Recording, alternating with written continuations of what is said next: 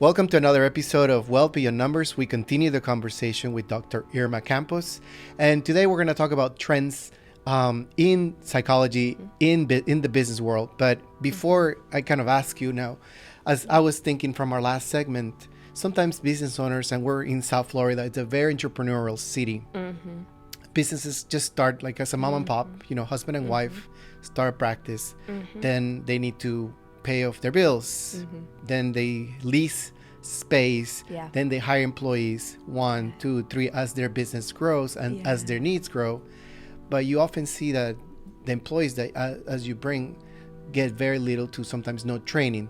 They get training on what their tasks are in their job, but not necessarily on developing these leaders. So one advantage I think that your business brings to the table is that you don't have to be a Fortune 500 to hire you, because a Fortune 500 company like IBM or Amazon, they will have their HR development and talent development side. You facilitate your company to have a business that's growing those services at a fraction of the cost and without having to employ that talent or have that. Is that true? Is that Absolutely, yeah. And I think that's one of the things we strive for, is to make the services accessible that oftentimes may not be, right, for small to mid-sized businesses. But because they're competing with large corporations, there's still such critical services, learning and development, right, talent development, leadership development, organizational development. That encompasses all that we do. We customize, right, based on what the client's budget is, and then also their priorities and needs from that assessment process that we do with the whole organization. But we really believe in what we do. I've seen really the power of what we do. Working with large corporations, they're often implementing these, regularly, these trainings, these opportunities for development. And so I thought there's really a need to serve, right, small and mid-sized businesses in this way. How can we do it in a way that's affordable, where they can outsource the services, not hire, right, in-house talent, but also get services that are science-driven and beneficial to their bottom line and their outcomes beyond the bottom line too. So that's what we strive to do. We work within the budgets, and we work also with the priorities that the business has. And from there we can expand, right? As the business grows, the budgets grow, we can build upon that and work on enhancing, right, the plans that we have to help build that infrastructure for people management. okay? In your opinion, what are trends that you see happening in businesses today in the world of psychology and business psychology? Yeah, so many, right? One is the big one is automation and the impact of that at a psychological level, and something that, I've recently been really working with leaders, those in leadership positions. How do they manage change, and around specifically AI transformation? And change management, as you probably know, right, having a business background, it involves the emotional component, but also, right, the role component. How do you adapt a role? How do you adapt to the organization, to the changes that the organization has to implement? But what we also do, right, is incorporate managing that emotional component. Like, for example, understanding that people will have various responses to change, but how we motivate them, right, whether it's using their intrinsic motivators or extrinsic motivators, how we do that helps determine how engaged they can be with the change. So that's a big trend right now. And I would love to hear, also what you're seeing in your space regarding the utilization of AI and how that's influencing people management.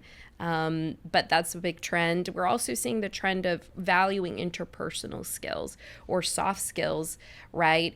Because of the fact that that's a differentiator between humans and AI.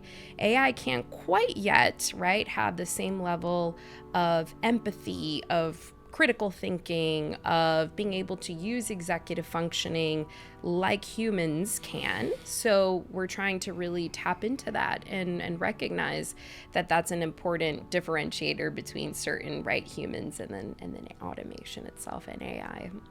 Although sometimes when I write on AI, it feels like I'm talking to a friend because it always empathizes with me? That's a great question, Dennis. Yeah, that's true. That's true. I think that's a little more reinforcing than empathizing. Notice it doesn't provide too much challenging. That's the psychology of you speaking. I've noticed as a business owner growing a practice that as time goes by and you hire people to work in the team, it's important to build on their existing talents. And I think we mentioned that off camera, that employees are not just looking for a bigger paycheck, they're also looking for opportunities to development their soft skills development within their career, and see a path of growth for themselves, because that's what's gonna, I think, have them decide to stay at a company or switch to a company. I think that now everyone in business is competing for top talent, and also the business, and that's from the business owner side. But then the employers are worrying, my job is gonna be replaced by AI. Correct. Right. So it seems to be a disconnect. Business owners don't want their employees to leave. Some business owners and some employees are afraid that a computer or an AI bot is going to replace their jobs. So are you experiencing that? Are you seeing that in the workforce? Absolutely, yeah. And that taps into the component I was sharing about the emotion side of change management, in that people are feeling some fear, some anxiety, some uncertainty, right? So that is, I think, understandable that people are experiencing that. But our roles as leaders and organizations is to provide clarity, right, and direction. And then also to, when possible, right, adapt roles and responsibilities to fit maybe the changes that are happening, right, and communicate that effectively to our employees. But I love what you were saying about culture in general, right? You were tapping into the culture that people probably want to work for, and what we're seeing with younger generations is that they value more than just the salary, right, or the financial benefits, although those are really important, of course, components for quality of life and things of that nature. There are also values organizationally that people are looking for, like opportunities for growth, upward mobility, contribution, right? Societal components that they want to really feel connected to. So I love that you said that, and that's really great that you're, thinking of that as an organization. Thank you. Yeah. Is it hard to train leaders? I mean, is it something that you find as either you have it or you don't? Sorry, I didn't mean to interrupt. No, please go for it. Yeah, I was reflecting on that, and I really believe that any skill can be developed, right? The cap or the capacity may vary person to person, and for a variety of reasons, whether it's predispositions or their environment or whatever it might be. Capacity can vary, but I do believe there's the opportunity to develop anything, any skill set, when you have the right tools, strategies, which is what we try to bring, and then also someone believing in you. And that's what we also try to do, is really believe in the people that we work with, and really believe in the work that we're doing. And that, I think, makes such a world of difference. I think back to mentors I've had, those were the things that they really did to help me develop. It was believing in me, communicating that, knowing what my talents were, knowing what my areas of growth were, and giving me tools and strategies to develop what I believe were skills, right? Not just like a capacity that's static, but viewing it as something that can be, right, enhanced. So training leaders is a really rewarding job for me. It's a calling. Working with people in general, and believing in their ability to grow is a calling. That's super cool. And I imagine that the leadership training is not just a workshop and then set it done and then that's it. You graduated as a leader. You're done. Yeah, you're complete.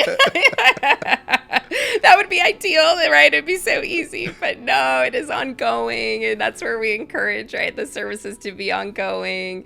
Just like wealth management, right, is an evolving process, and life circumstances change. You were sharing that earlier off camera. Same, yeah. We view it as an ongoing process, and it isn't a one and done because there are different skills that we want to work on. There are different goals we want to work on. Leaders, right, that are coming up in the organization that we want to keep developing and, engaging in different ways. So it isn't a one and done, but I think as people become more senior, there can be less of it because they've developed those skill sets, and they're continuing to, right, find tools and strategies themselves that they can develop. So we're not creating like a sense of dependency forever, but yeah, we do view it as an ongoing process that's supported by services like the performance coaching we offer. So we'll offer the training for groups of leaders, and then the performance coaching often one-on-one to support the individual, right, in really continuing what they gained from the trainings. That is interesting. Would you just share, because I went to FIU, that's my alma mater, Florida International University. Yeah, that's one great. of our Great mottos, or the things that they usually ingrain in you, is lifelong learning. So if you go to FIU, it helps you become a lifelong learning, because there's always constantly things changing. Yes. And you just mentioned performance coaching. Yes. So what is that exactly? Is it like helping you lift weights? I'm sure it's probably something related about, is it developing your sales force? Is it developing your C-level executives or your CEO? What exact? Can you tell us more about that? Yeah, great question. So performance coaching, think of it as, again, we're focusing on specific outcomes that we're trying to target. And so we'll start with that assessment to identify what are those metrics, whether we're talking about improving, your relationship development skills, whether we're talking about improving your employee engagement levels. We're going to focus on how then in the coaching one-on-one, we can teach people strategies around those metrics so they can see the connection.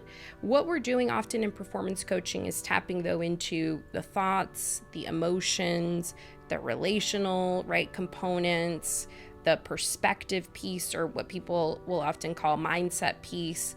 How all of that connects then to that metric, and what we can do to keep, right, striving to meet that expectation, if not develop it further. Wow, that's interesting. And is that tailored to a specific segment in a business? Is that also, you mentioned the one-on-one. Yeah. So is that something that you provide as a group? Well, the one-on-one, I imagine, is you just sit with somebody. Is that something you would do over Zoom? Is that something you would do by going into the business?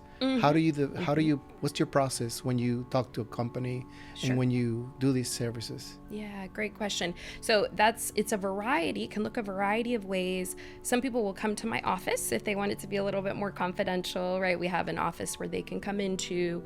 We can also go into the organizations, and we have, right, where we'll hold these sessions in the organization itself.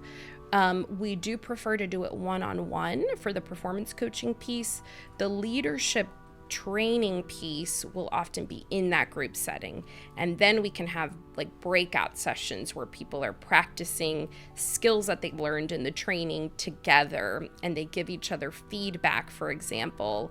I'll also give them feedback. We'll discuss things in a group setting. That's sometimes the best learning, co-learning and collaborative learning, I find. But the performance coaching is a little more, tends to be individual for us, because we find then people will be able to share things that maybe they wouldn't share in the group setting. Yeah. And then, we adapt it to what the person needs. We do Zoom sometimes, virtually. Many leaders do prefer one-on-one, I'm finding, and in this day and age, kind of in person, they also prefer that, because so much is virtual. It's nice to sometimes just, get away from that. Not that there's anything wrong with it, but people like to sometimes just get away from the virtual piece and come in person, and we do that. Yeah.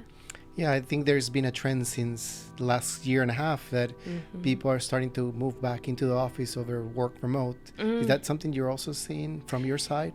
Yeah, now, right, hybrid at the very least, if not people, right, going back to the office, that's just sometimes a requirement and necessary based on the organization. Organizations are finding that often it seems to facilitate collaboration. I think what I always like to keep in mind is that it's almost an individual, right, case by case basis of what can work best. Sometimes there are, of course, like needs, there are, family needs and things of that nature that we want to take into account. So I know organizations try to be flexible at times based on that. But I find that I think there's a lot of value in finding some opportunities for that co-learning in person together. And recently I facilitated a training where I saw the richness of that. We were able to practice a scenario using the framework that was change management related. And, the feedback that the leaders gave each other was just so rich, and they had fun and they were laughing together, and that camaraderie, right, gets to be built in those moments. So I see a lot of value, and I also realize it can be case by case basis of what works for some people. So would you say it's the most rewarding part of what you do?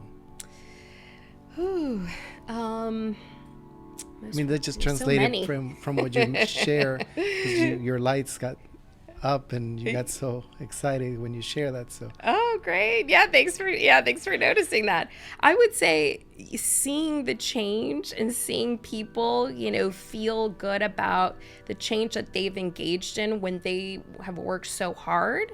You were talking about the gym earlier. I think I think about things like that aren't easy. Change is not generally easy, right? Sustained behavioral change is tough. So to see people reach that point, and then to have a positive impact on the whole organization. I think what's powerful of working with leaders from middle managers to the C-suite is that they're going to have an impact on the system as a whole, because they're in that position where they're leading people, and they're influencing people and supporting their employees. So to me, that greater impact that's had is also really rewarding. That's awesome. Well, thank you for being here in this episode. The next one, please stay tuned for the next one, that we're going to uncover some myths about what you do. I think our audience has sent us a couple of questions that we're going to ask you to uncover some myths regarding business, regarding when it's the appropriate time to hire you or not. Stay tuned. This has been another great episode of Wealth Beyond Numbers. I'm your host, Dennis Coral, and here at Coral Wealth Management, financial retirement confidence starts here. Thank you.